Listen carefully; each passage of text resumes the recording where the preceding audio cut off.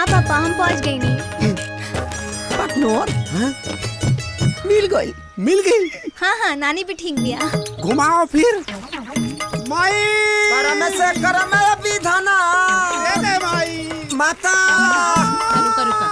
ए मतवा तनी हाथ अच्छा, पर तनी के रुका, खाना हम ना खाना खिला लेके देना। अरे बैठा करी आज भर पेट खींच के खा ली है।